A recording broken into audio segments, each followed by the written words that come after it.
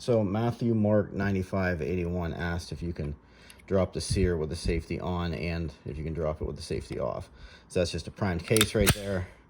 Gun is in battery, safety is off, and we can drop the sear. You can see the sear in there, and we can just twist and drop it. This gun won't fire because the striker safety or striker block is working. So here, safety on. It doesn't matter, you can still drop the sear, however the striker block is working. However, what Wyoming Gun Project was doing, oh, the gun is empty now.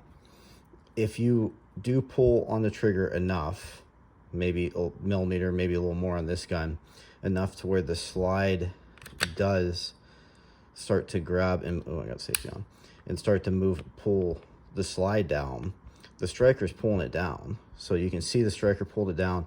Well, now you can pull the slide up and the sear stays in the same place. So if those two contact surfaces are rough, the striker and the sear, you could just do this and keep working it down.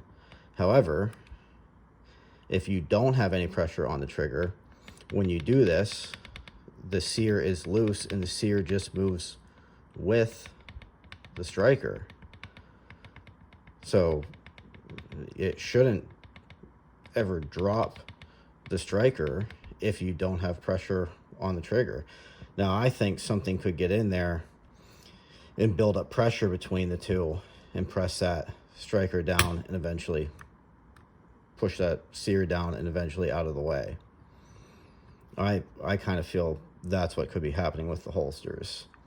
And at the same time, something must be affecting the striker block for the fact that the striker can go all the way forward and hit the case.